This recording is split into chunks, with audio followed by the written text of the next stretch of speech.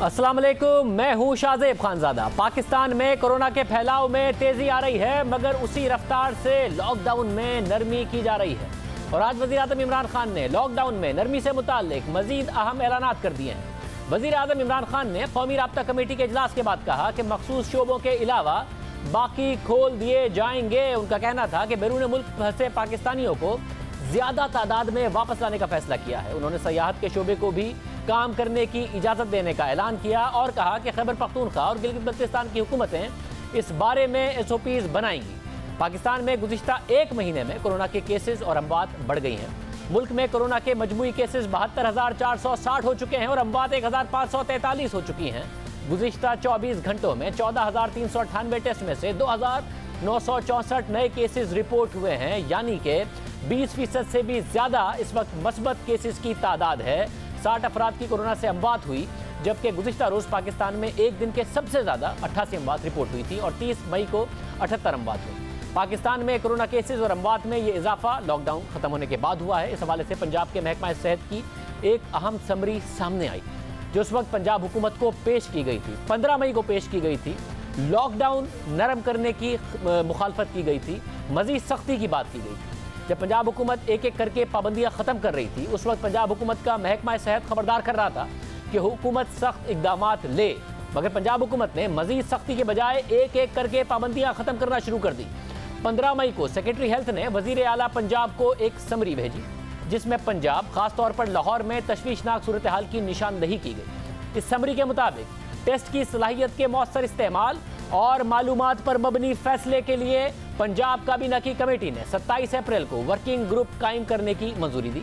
इसलिए महकमा सेहत ने पंजाब हुकूमत की हिदायत और वर्किंग ग्रुप की टेक्निकल मुआवनत के साथ स्मार्ट सैम्पलिंग प्रोजेक्ट का आगाज़ किया, ताकि कोरोना वायरस के फैलाव का जायजा लिया जा सके और उसे रोकने के लिए रहनुमाई की जा सके। इस हवाले से सैम्पलिंग के जो नतीजे सामने आए, उसके मुताबिक कम्यूनिटी में कोरोना वायरस के फैलाव का तशवीशनाक मंजर पेश हो रहा है, जिसके मुताबिक लाहौर में किए गए टेस्ट में से 6% मस्बत आए हैं, जबकि कुछ इलाकों में यह शरह 14.7% रही। इस सैंपल को सामने रखते हुए अगर देखा जाए, यानी कि एक्स्ट्रापोलेट किया जाए, तो लाहौर में तकरीबन 6,70,800 कोरोना वायरस के मरीज मौजूद हैं। यह 15 मई की सूरत हाल है कि रिपोर्ट कह रही है कि लाहौर में 6,70,000 कोरोना वायरस के मरीज मौजूद हैं। इन केसेस में कोरोना वायरस की अलामात जाहिर नहीं हुई हैं, इसलिए रिपोर्ट कहती है कि उन्होंने अस्पतालों से रुजू नहीं किया, मगर ये तादाद इतनी है और ये वायरस के फैलाव और मुंतकली का बड़ा जरिया बनेंगे। ये रिपोर्ट 15 मई की है। हालांकि उस वक्त पूरे पंजाब में सरकारी एदाद-ओ-शुमार के मुताबिक कोरोना के मरीजों की तादाद महज 26,240 थी और जबकि रिपोर्ट के मुताबिक सिर्फ लाहौर में 6,70,800 केसेस 15 मई से पहले ही रिपोर्ट हो चुके थे, जबकि इस वक्त 26,000 केसेस की तादाद है। इसके अलावा वज़ीर आला पंजाब को भेजी गई समरी के मुताबिक लाहौर का कोई भी इलाका कोरोना वायरस से महफूज नहीं है। लाहौर में वायरस की मुंतकली का एक खतरनाक रुझान नजर आ रहा है। रिपोर्ट जोनिंग और स्मार्ट लॉकडाउन की मुखालफत करती है और 4 हफ्ते के सख्त लॉकडाउन की सिफारिश करती है। इसके अलावा 50 साल से ज़ायद के उम्र के अफराद को आइसोलेशन में रखने की सिफारिश करती है, लाजमी घरों पर रहने की पॉलिसी अख्तियार करने की सिफारिश करती है। इसके अलावा लाहौर में जो सूरत हाल बन रही है, उसे देखते हुए अस्पतालों में गुंजाइश बढ़ाने के लिए खुसूसी इक़दामात की ये रिपोर्ट सिफारिश करती है और बदलती हुई सूरत हाल को देखते हुए अवाम में आगाही मुहिम चलाने की सिफारिश करती है। इसके अलावा समरी के मुताबिक यहाँ ये बताना अहम है कि महकमा सेहत ग्रुप के तज्जिया और सिफारिशात की मुकम्मल तौसीक करता है, यानी कि जो रिपोर्ट थी उसकी तौसीक महकमा सेहत ने भी की, क्योंकि ये कोरोना वायरस से बचाव और उसके कंट्रोल के लिए ज़रूरी है। समरी के मुताबिक हुकूमत लॉकडाउन में नरमी पर गौर कर रही है, इसलिए कोई भी फैसला करने से पहले वर्किंग ग्रुप की सिफारिशात पर ज़रूर गौर किया जाए। ये पंजाब के हेल्थ डिपार्टमेंट की सिफारिशात थी, मगर पंजाब हुकूमत मुसलसल लॉकडाउन में नरमी का फैसला करती रही।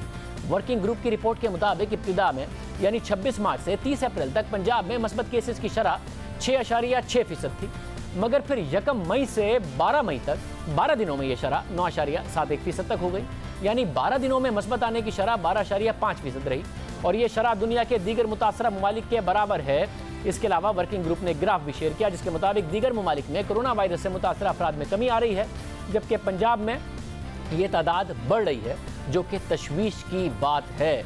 उसके बावजूद जब वर्किंग ग्रुप ने 15 मई को ये सिफारिशात की थी, पंजाब हुकूमत ने उसके बरक्स क्यों फैसले किए? लॉकडाउन में नरमी पर नरमी की गई, ये हम पूछेंगे वज़ीर सेहत पंजाब यास्मीन राशिद साहिबा से। डॉक्टर साहिबा बहुत शुक्रिया हमें शो में ज्वाइन करने के लिए। डॉक्टर साहिबा, आप ही की वजारत एक अलग बात कर रही थी और पंजाब हुकूमत बिल्कुल अलग फैसले कर रही थी। इसमें तो लॉकडाउन मजीद सख्त करने की बात की गई, स्मार्ट लॉकडाउन या जोनिंग की मुखालफत की गई कि उसकी कोई जस्टिफिकेशन नहीं रह गई है क्योंकि पूरे सूबे में ये फैल गया है, पूरे शहर में फैल गया है। 6,70,000 लाहौर में इन्होंने कहा कि इन्फेक्ट हो सकते हैं। फिर क्या वजह है कि ना ये रिपोर्ट मंजर आम पर आई, ना इसकी सिफारिशात पर अमल दरामद हुआ? मेरा ख्याल है शाहजेब, सबसे अहम चीज़ तो ये समझनी चाहिए आपको कि ये जो फिगर्स हमने उस समरी के अंदर दी हैं, दीज आर एक्स्ट्रापोलेटेड फिगर्स।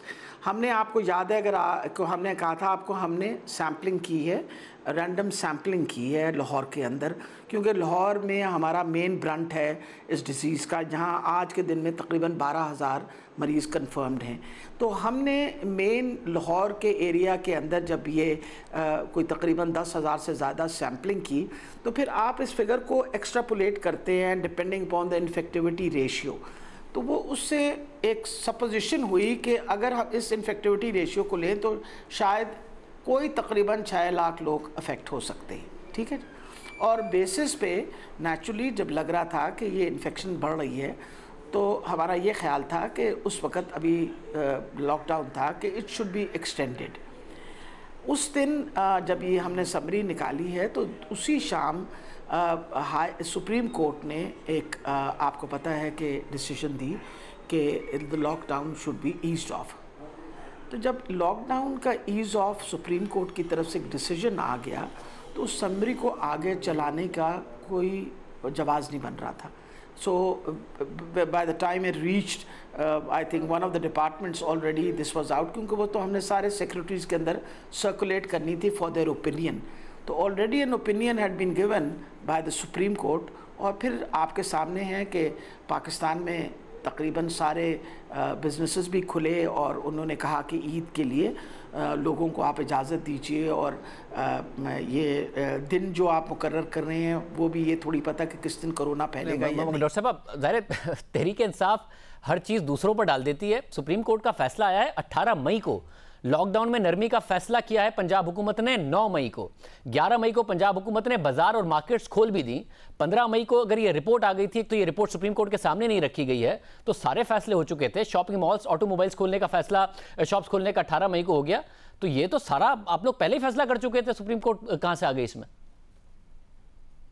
देखिए जी, फैसले हुए थे ना, खोलने के फैसले हुए थे, उनकी इम्प्लीमेंटेशन जो है ये तो आपको पता है कि 18 से ही शुरू हुई, और उससे पहले जैसे मैंने आपको कहा है कि जिस दिन ये चली है फाइल, उसके दूसरे दिन आ गया था सुप्रीम कोर्ट का।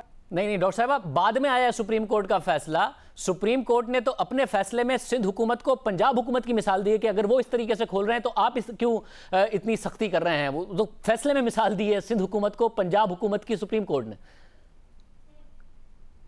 जी देखिए, आप try to understand, this was actually just for Lahore, और उसमें हमने एक सजेशन देनी थी ना गवर्नमेंट को कहा था कि ये जो आपने सैम्पलिंग कराई है, उस सैम्पलिंग के मुताबिक हमें ये लगती है सिचुएशन।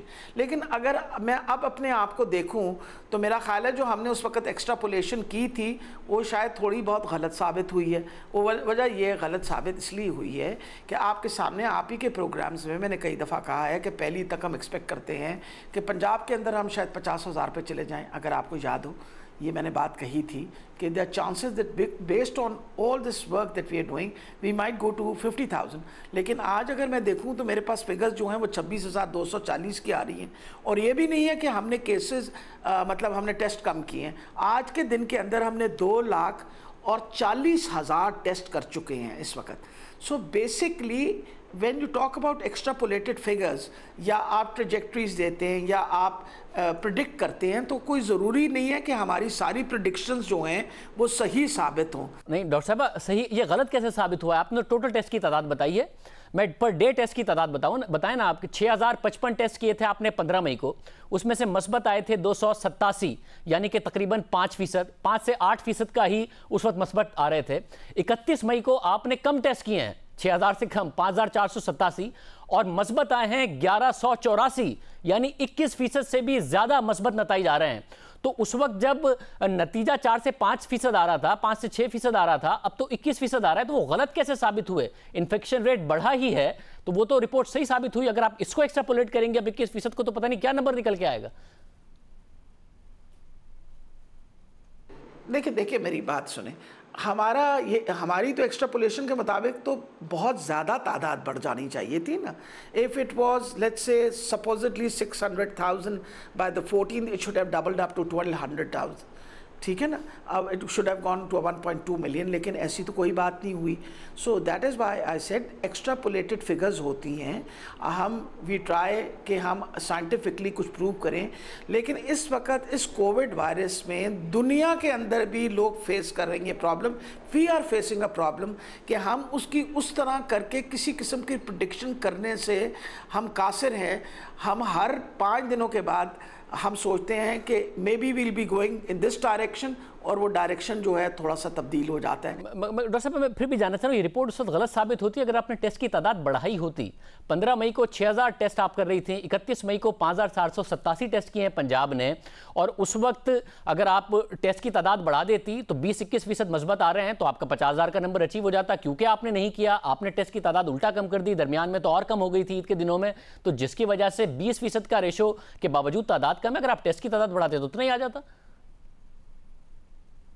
देखिए शाहजेब, मेरा ख्याल है 2 चीज़ें आप इस समझने की ज़रूर कोशिश करें। एक तो ये कि टेस्ट इस वक्त हमें एक टेस्ट तकरीबन 4 से 5 हज़ार रुपये में पड़ रहा है। हमारे पास कैपेसिटी है to increase the number of test, there is no doubt about it, लेकिन हमारे लिए नामुमकिन होगा कि हम हर दूसरे बंदे का टेस्ट कर लें। अब हमें अपना टेस्ट को वो लोग जो सिम्टोमेटिक होंगे उनके टेस्ट करने पड़ेंगे, और उनकी जो कॉन्टैक्ट ट्रेसिंग करके उन लोगों के टेस्ट करने पड़ेंगे, ताकि हम इसको इकोनॉमिकली मैनेज करें। लेकिन जो सबसे अहम फिगर है जो हमारे लिए which actually gives us the direction of this disease, और इसकी जो एक्चुअली मोर्टालिटी बताती है, that is the number of deaths and the number of critically ill patients. मेरे पास इस वक्त भी, मैं क्योंकि हर रोज़ एक फ़िगर आती है हमारे पास, इस वक्त भी मेरे पास क्रिटिकली इल जो हैं पूरे पंजाब में 123 मरीज़ हैं। 11 करोड़ की आबादी के अंदर 123 people covid positive are critically ill. आप ना क्रिटिकली इल पेशेंट को छुपा सकते हैं, और ना ही आप किसी तरीके से डेथ को भी छुपा सकते हैं। Total number of deaths covid positive are 497। I can not predict आज से हफ्ते बाद क्या सिचुएशन डेवलप होगी, मेरे लिए ये भी मुश्किल है बताना। लेकिन इस वक्त आज के दिन में और पिछले कुछ दिनों की जो फिगर्स आ रही हैं वो मेरे लिए तो थोड़ी सी हौसला अफजा है कि मैं सोच रही हूँ कि अभी भी we are in a control situation. Doctor साहब, ये है एक हौसला अफजा बात, और उम्मीद करते हैं कि ऐसी सिचुएशन रहे कि अभी तक जो अमवात की तादाद है या फिर जो क्रिटिकल पेशेंट्स है वो कम है। मगर अब आप कह रही हैं कि क्योंकि महंगा होता है टेस्ट, इसलिए अब हम कम कर रहे हैं। जिनको सिम्टम्स आए उन्हीं को अगर आप करेंगे, तो पहले तो जो लॉकडाउन से स्मार्ट लॉकडाउन की तरफ गए थे उसमें तो था ही है कि आप जी ट्रेस करेंगे, टेस्ट करेंगे। तो जब लॉकडाउन नरम कर दिया उसके बावजूद अगर टेस्ट नहीं करेंगे तो ये तो बड़ी ख़तरनाक बात है। क्योंकि जो यंग पॉपुलेशन वाली बात है वो आपकी रिपोर्ट ये बताती है, जो हेल्थ डिपार्टमेंट की रिपोर्ट थी, कि 20 से 30 साल की उम्र के जो लोग हैं उनमें जो शराय अमवात है वो कम है, 0.5% है, दुरुस्त बात है। फिर जो 30 से 40 साल के लोग हैं उसमें भी 0.5% है पाकिस्तान में, ये भी हौसला अफजा बात है। 40 से 50 साल के लोगों में 2.3%, 50 से 60 साल के लोगों में 3%, और 60 से 70 साल के जो लोग हैं और 70 से ऊपर के जो लोग हैं उनमें 8% से ऊपर की शरह है। ये रिपोर्ट बताती है। डॉक्टर साहब, अगर आप लोग टेस्ट ही नहीं करेंगे तो फिर जवान लोगों से, पाकिस्तान में तो फैमिली सिस्टम ऐसा है, वो बुजुर्गों को लगेगा और फिर शरह अमवात बढ़ेंगी। जो दूसरे ममालिक हैं उसमें भी जो बुजुर्ग थे उनकी अमवात की वजह से उनकी शरह ज़्यादा है, तो फिर तो ये फैलेगा। कोई शक नहीं है। तभी तो आप देखिए ना, हम बार बार क्या एम्फसाइज करते हैं, जब आप भी बात करते हैं और मैं भी बात करती हूँ, तो हम सबको ये रिक्वेस्ट करते हैं कि बुज़ुर्गों को घरों में रखिए। बुज़ुर्गों को आप इस वक्त उनकी जितनी ज़्यादा हिफाजत कर सकते हैं उतनी करिए।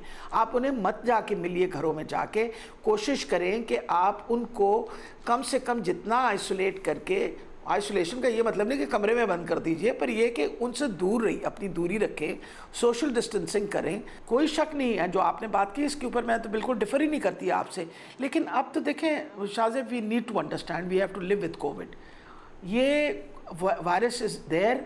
जिस तरह हमने डेंगू के साथ ज़िंदा रहना सीखा है और तरीका सीखा है उससे परहेज़ का, हिफाजत का, इसी तरीके से हमें कोविड के लिए भी हिफाजती तदाबीरें इख्तियार करनी पड़ेंगी। We are learning every day, हर रोज़ हम एक नई बात सीखते हैं।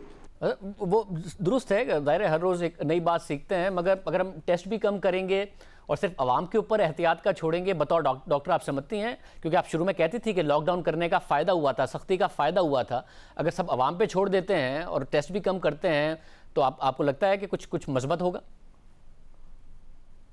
लॉकडाउन से देखें ना क्या मुझे फ़ायदा हुआ। जब हमने लॉकडाउन किया उस वक़्त स्प्रेड बहुत हद तक हमने कंट्रोल की, लेकिन उस दौरानिया में हमने अपनी टेस्टिंग कैपेसिटी बढ़ा दी, हमने अपने हॉस्पिटल्स की कैपेसिटी बढ़ा दी, हमने इंश्योर किया कि हमारे हाई डिपेंडेंसी यूनिट, हमारे ventilators all were in working conditions. ये सारी हमने इक़दाम उठाए, पीपीस ख़रीदे गए। फिर आपको पता है अब तो अल्हम्दुलिल्लाह पाकिस्तान के अंदर प्रोटेक्टिव इक्विपमेंट खुद इस वक्त प्रोडक्शन में हो गया है, तो we have now become more comfortable to deal with the situation.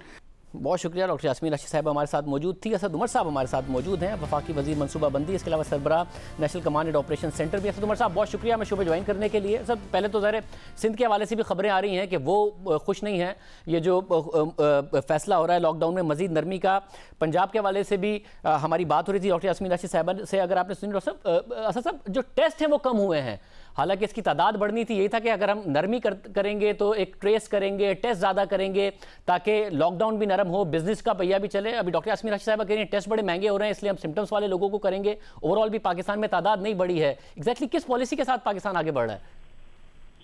अच्छा जी, पहली बात तो ये तो मेरे लिए ब्रेकिंग न्यूज है कि कोई सूबा खुश नहीं है। मुझे बता दें कौन सा फैसला हुआ है जो सूबा जिसमें ऑन बोर्ड नहीं था, क्योंकि आज एक नहीं दो मीटिंग्स हुई हैं। सुबह national command and operation centre NCOC की मीटिंग में भी हमने चीफ मिनिस्टर्स को इनवाइट किया हुआ था और वजीर आजम आज़ाद कश्मीर और तमाम वज़राए आला सिवाय बलूचिस्तान के चीफ मिनिस्टर सुबह वाली मीटिंग में नहीं थे, और उसके बाद एनसीसी मीटिंग में तमाम वज़राए आला मौजूद थे।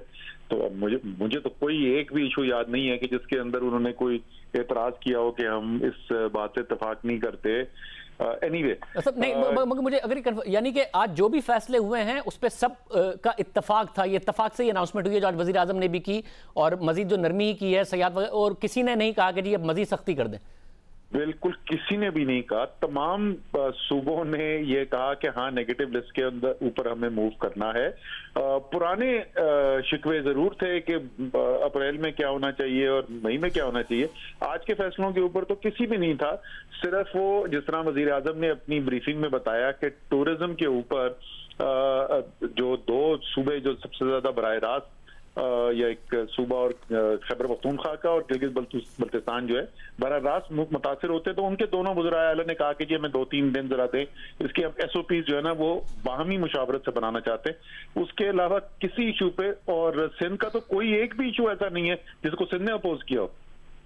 और साथ में फिर ये भी बता दीजिएगा जो नंबर ऑफ टेस्ट हैं, ज़ाहिर हमारा ये जो प्लान था कि स्मार्ट लॉकडाउन होगा, नरमी होगी, मगर साथ में टेस्ट की तादाद बढ़ाई जाएगी, ट्रेस किया जाएगा। और डॉक्टर यास्मीन राशिद साहिबा भी कह रही हैं कि जो टेस्ट है वो महंगे बहुत ज़्यादा पड़ते हैं, अब सिर्फ सिम्टम्स वाले लोगों का टेस्ट होगा। इसके अलावा एक पंजाब हुकूमत की रिपोर्ट 15 मई की है, क्या वो वफाकी हुकूमत के सामने रखी गई थी, जो अलार्मिंग नंबर्स थे कि जी, और जो सिफारिश कर रहा था हेल्थ डिपार्टमेंट के लॉकडाउन मजीद सख्त कर दें 15 मई को। 15 मई को किस डिपार्टमेंट ने कहा था? ये पंजाब के हेल्थ डिपार्टमेंट ने ये जो रिपोर्ट थी वो भेजी थी समरी, मगर क्या वफाकी हुकूमत के सामने भी ये दादोशुमार रखे गए थे पंजाब की तरफ से? पंजाब हुकूमत जो है वो रोजाना एनसीओसी की मीटिंग बशमूल हफ्ते और इतवार के मौजूद होती है, और उनमें कई मीटिंग्स में डॉक्टर यास्मीन राशिद खुद आती है वहां पे। जो एनसीसी का फैसला हुआ था पिछली दफा बंदिशें कम करने का, वो 9 मई को हुआ था। तो अगर ये कोई रिपोर्ट आनी थी, सिफारिश आनी थी, तो वो तो 9 मई से पहले आनी चाहिए। पता नहीं 15 मई की कौन सी रिपोर्ट की बात कर रहे हैं।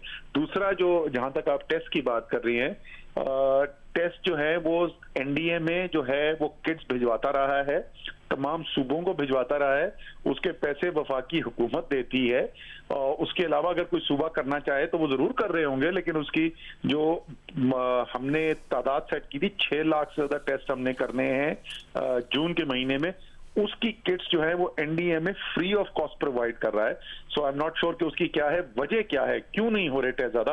इस वक्त जो कैपेसिटी हमने बिल्ड कर दी है अल्हम्दुलिल्लाह, इस वक्त तकरीबन 100 लैब्स हैं जिसके अंदर ये टेस्ट हो सकता है। जैसे हमने कहा कि टेस्टिंग किट्स हमारे पास मौजूद है, और ये तो मैं बार बार जो है इनफैक्ट मुझसे शिकायत की गई कि आप इतना ज्यादा प्रेशर डाल रहे हैं, हम जबरदस्ती तो नहीं टेस्ट करेंगे। और वजह वो ये दे रहे हैं कि जो सिम्टोमेटिक पेशेंट्स आते हैं उनकी तादाद आ इतनी रही है, इससे ज्यादा आ नहीं रहे, तो हम बगैर किसी वजह के तो टेस्ट नहीं करेंगे, इसलिए हम 15,000 16,000 तक पहुंचे हैं, उससे ऊपर नहीं गए।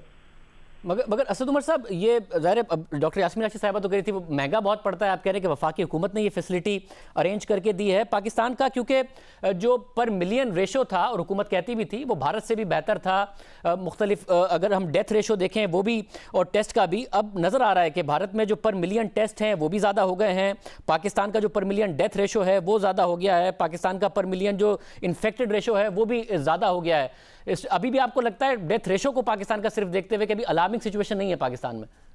नहीं, अलार्मिंग से इंडिया का इस वक्त 4 पर मिलियन है, पाकिस्तान का 7 पर मिलियन है, और बाकी भाई ये अब नहीं हुआ, डेथ रेशो उनका पॉपुलेशन से हमसे कम चल रहा है, शुरू से कम चल रहा है, लेकिन जो टेस्ट के उन्होंने कैपेसिटी बिल्कुल बढ़ाई है, और इंडिया जो हमसे पीछे होता था अब वो हमसे जरा सा आगे, बहुत ज्यादा फर्क नहीं है लेकिन अब हमसे ज्यादा है। जैसे मैंने बताया, वफाकी हुकूमत का काम जो था वो टेस्टिंग कैपेसिटी बिल्ड करना था और किट्स मुहैया करना था, और वो आज भी अगर करना चाहें, और ये अभी आप दोबारा यास्मीन राशिद को लाइन पे लेके पूछ सकते हैं, वो मुझसे शिकवा कर चुकी है कि ये आप इतना ज्यादा प्रेशर जो डाल रहे हैं और ज्यादा टेस्ट करने का, तो हम जबरदस्ती तो नहीं लोगों को पकड़ पकड़ के टेस्ट करेंगे। सो वफाकी हुकूमत ने जो इस टेस्टिंग के निजाम के अंदर इजाफा करना था और कैपेबिलिटी क्रिएट करनी थी, वो हम अपने टारगेट से ज्यादा अचीव कर चुके हैं। अगर आपको याद हो 25,000 तक का हमने कैपेसिटी का टारगेट रखा था, इस वक्त 30,000 पे है।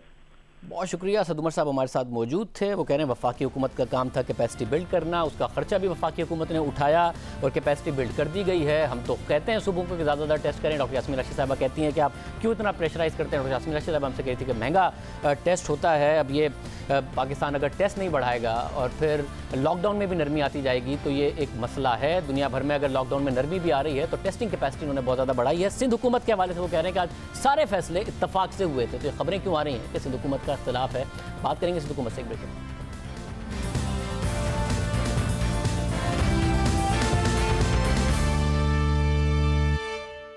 सिर्फ 3-4 महीने होते हैं गर्मियों के, जिधर लोग उनका रोज़गार टूरिज़म की वजह से होता है। अगर वो हमने ये 2-3-4 महीने चले गए इसके लॉकडाउन के अंदर, तो और उन इलाकों में गुर्बत हो जाएगी। तो गिलगित बल्तिस्तान और पख्तूनख्वा दोनों गवर्नमेंट से फैसला किया, आपस में मिल के SOPs तय करेंगे ताकि वो टूरिज़म को भी इजाज़त दें। जो शुरू में हमारे पास केसेस आए वो सब बाहर से केसेस आए। हमने यहाँ फैसला किया कि हम अब उनको आने देंगे, सिर्फ उनका एक टेस्ट करेंगे और टेस्ट करके हम उनको घरों पे जाने देंगे, और जिसका टेस्ट पॉजिटिव निकला फिर उनको कहेंगे घरों में क्वारंटीन करो। ये हमारा फैसला है अब, और इसकी वजह से ज़्यादा और अब हम लोगों को पाकिस्तान ला सकेंगे।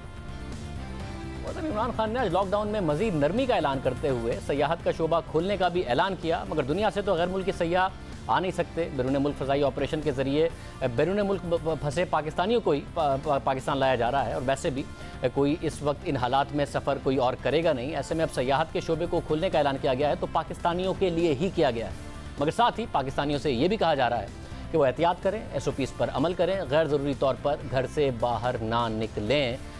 तो घर से गैर ज़रूरी तौर पर बाहर नहीं निकलेंगे तो सयाहत के लिए कैसे निकलेंगे। साथ ही वज़ीर-ए-आज़म इमरान खान ने आज एक बार फिर लॉकडाउन की मुखालफत की। उनका कहना था कि जिस तरह का लॉकडाउन हुआ वैसा लॉकडाउन वो नहीं चाहते थे, मगर 18वीं तरमीम की वजह से सूबों को इख्तियार था और उन पर दबाव भी।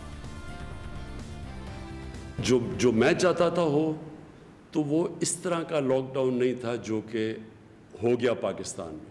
और हुआ क्यों? 18th अमेंडमेंट है, सूबों के पास इख्तियारात थे, वो सूबे खुद देख रहे थे, उनको प्रेशर था। हर जगह डॉक्टर्स एक चीज़ कहते थे, पैसे वाले लोग एक चीज़ कहते थे, और दूसरी तरफ एक नीचे से एक तबका था लेकिन जिसकी आवाज़ नहीं थी। बदकिस्मती से जिस तरह का लॉकडाउन हुआ वो मेरे ख्याल में उसने बड़ी तकलीफ़ पहुँचाई हमारे निचले तबके को। मतलब इमरान खान कह रहे हैं कि लॉकडाउन से मुतालिक उनकी सोच सूबों से अलग थी। हालांकि पंजाब और खैबर पख्तूनख्वा में तहरीक इंसाफ की हुकूमत है, वहाँ पर भी वैसा ही लॉकडाउन हुआ जैसा सिंध में हुआ।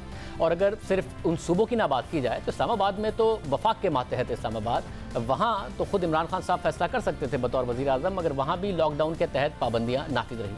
वज़ीर आज़म की अगर सोच लॉकडाउन के खिलाफ थी तो उस पर इस्लामाबाद में क्यों अमल नहीं किया गया। इसके साथ साथ ये बात भी अहम बात है कि पाबंदियों में नरमी के बाद से जब से स्मार्ट लॉकडाउन किया गया, पाकिस्तान में मई के महीने में कोरोना वायरस के इन्फेक्शन की शरह में 20% से ज़ायद का इजाफा हो गया है। वज़ीर इमरान खान ने आज फिर कोरोना वायरस से मुताल्लिक SOP से मुताल्लिक आगाही फैलाने के लिए टाइगर फोर्स को इस्तेमाल करने का भी ऐलान किया। टाइगर्स की पूरी फोर्स बनाई है 10 लाख की, तो इंशाल्लाह हम वॉलंटियर फोर्स को इस्तेमाल करेंगे। एडमिनिस्ट्रेशन तो काम कर ही रही है, हमारी पुलिस कर रही है, लेकिन उनके ऊपर बहुत ज़्यादा बोझ पड़ चुका है। तो इस वायरस के साथ जब गुजारा करना है तो SOPs के ऊपर चलेंगे और इंशाल्लाह हमारी पूरी वॉलंटियर फोर्स, और इसको और भी बड़ा करेंगे कि ये जाके लोगों के अंदर शऊर पैदा करे कि कैसे क्या क्या आपने किन चीज़ों पे अमल करना है और कैसे हम इसका फैलाव रोक सकते हैं, आहिस्ता कर सकते हैं।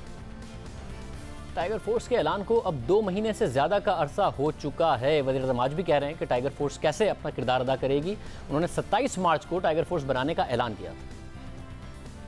31 मार्च को जो प्राइम मिनिस्टर की कोरोना रिलीफ टाइगर्स हैं वो फोर्स हम अनाउंस करने लगे। इनके ज़रिए फिर अगर हमें 2 हफ्ते के बाद पता चलता है कि एक जगह पे एकदम कोरोना के ज़्यादा केसेस आ रहे हैं, तो हम फिर इन नौजवानों के ज़रिए उन लोगों के घरों में खाना पहुँचाएंगे। वज़ीर आज़म के ऐलान के बाद कोरोना रिलीफ टाइगर फोर्स की रजिस्ट्रेशन 31 मार्च को शुरू हुई। 4 मई को उसे बाकायदा ऑपरेशनल करने का ऐलान किया गया। खुद वज़ीर आज़म जो आज कह रहे हैं कि टाइगर फोर्स को अब इन हालात में इस्तेमाल किया जाएगा, उन्होंने 1 माह पहले भी बताया था कि लॉकडाउन नर्म होने पर टाइगर फोर्स क्या करेगी। आपने फिर लोगों के अंदर ये अवेयरनेस पैदा करनी है, आपने पब्लिसाइज करना है कि SOPs क्या है। जिस तरह मस्जिदों के अंदर हमने कहा हुआ है, शराइत रखी हुई है कि अगर तरावियाँ पढ़ने जाना है तो या मस्जिदों में जाना है अपने, तो वो फासले रखने हैं आपस में, और फिर कई और हमने शराइत रखी हुई हैं।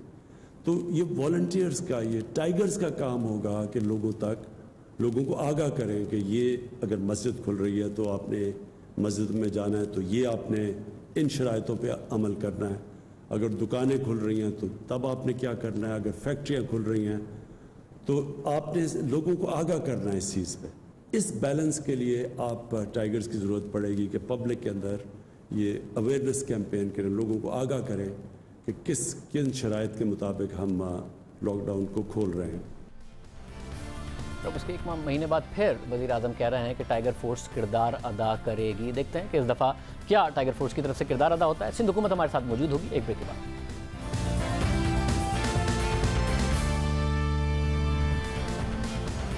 तर्जुमान सिंध हुकूमत मुर्जा वाब हमारे साथ मौजूद हैं। मुर्जा वाब साहब बहुत शुक्रिया हमें शो में ज्वाइन करने के लिए। मुर्जा वाब साहब, असद उमर साहब हमारे साथ मौजूद थे। खबरें आती हैं सिंध हुकूमत के खुश ना होने की, लॉकडाउन की सख्ती की, लॉकडाउन में नरमी की मुखालफत की। वो कह रहे हैं आप इजलास में तो ऐसा कुछ नहीं होता। आज NCC का इजलास था, कोई एक बात नहीं है जिस पर कोई डिसएग्रीमेंट हो, यानी कि ट्रेनें मजीद चलेंगी, फ्लाइट ऑपरेशंस खुल गए, टूरिज्म इस मुल्क में होगा। आप लोग कहते हैं लॉकडाउन सख्त हो, उसमें नरमी इस तरीके से ना हो, इजलास में कुछ नहीं कहते आप जो वज़ीर आज़म के साथ होता है। बिस्मिल्लाहिर्रहमानिर्रहीम। शाजिब, मैं अब इसका क्या जवाब दूं? मैं जवाब दूंगा तो फिर किसी को बात शायद फिर नागवार गुजरे। देखें, नागवार क्या, सच बताइए। वो कह रहे हैं कि आप कोई मुखालफत नहीं होती तो बताइए, होती है या नहीं होती, आज हुई या नहीं हुई, आप लोगों ने की या नहीं की? देखिए, मैं आपको छोटी सी मिसाल देता हूँ। फेडरल गवर्नमेंट का पर्सपेक्टिव था कि फ्लाइट्स को ओपन कर दिया जाए और जो लोग पाकिस्तान दाखिल होंगे उनका कोई टेस्ट ना हो, सिर्फ स्क्रीनिंग करके उनको घर पर क्वारंटीन किया जाए। सिंध गवर्नमेंट ने इस राय से इत्तफाक नहीं किया।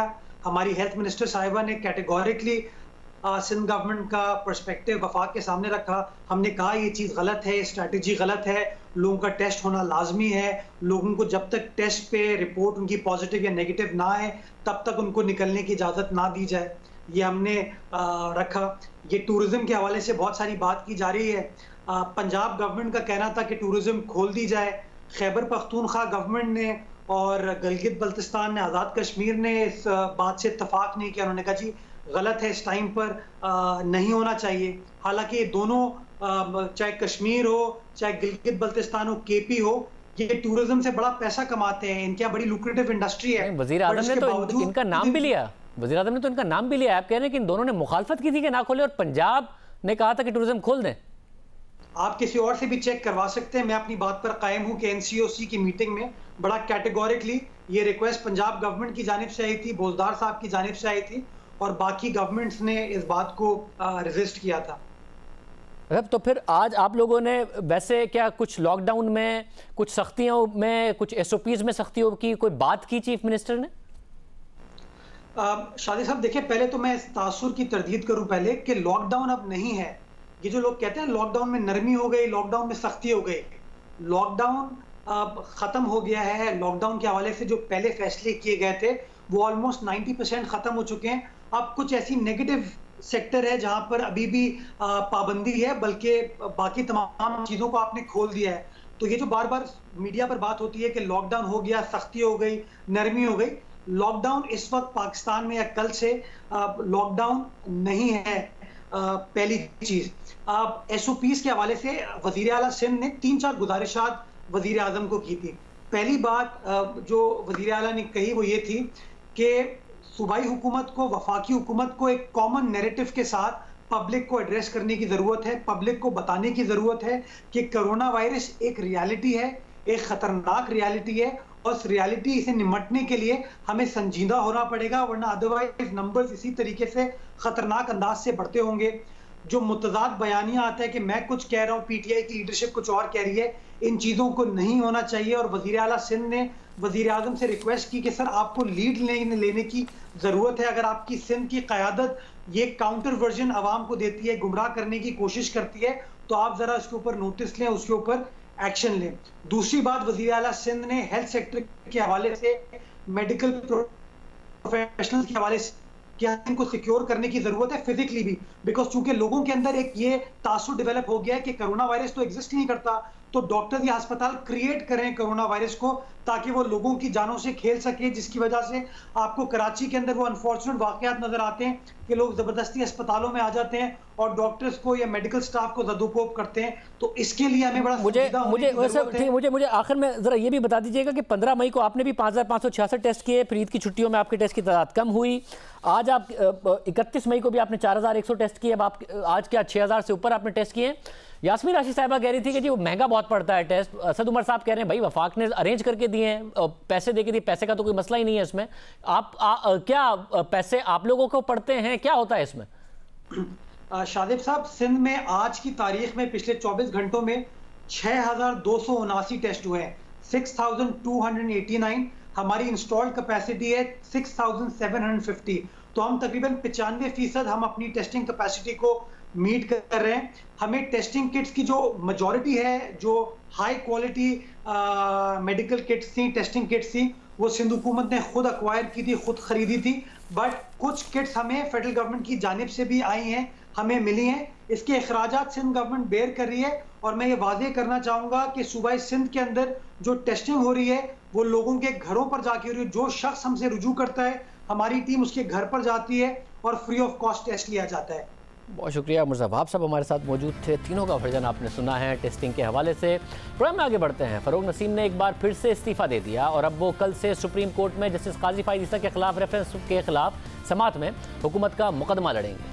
मगर जस्टिस काजी फाइज़ ईसा ने अब से कुछ देर पहले सुप्रीम कोर्ट में एक और दरख्वास्त जमा करा दी है, जिसमें मौक़िफ़ इख्तियार किया गया है कि फ़रोग नसीम को बतौर वकील केस में पेश होने की इजाज़त ना दी जाए। इंसाफ के तकाज़ों को मद्देनज़र रखते हुए अदालत फ़रोग नसीम को पेश होने की इजाज़त ना दे। फ़रोग नसीम का केस की समात से एक दिन पहले इस्तीफ़ा देना बदनीयती पर मबनी है। जस्टिस काजी फाइज़ ईसा ने मौक़िफ़ इख्तियार किया कि फ़रोग नसीम इस केस में पेश होकर अपने हल्फ की खिलाफ वर्जी कर रहे हैं।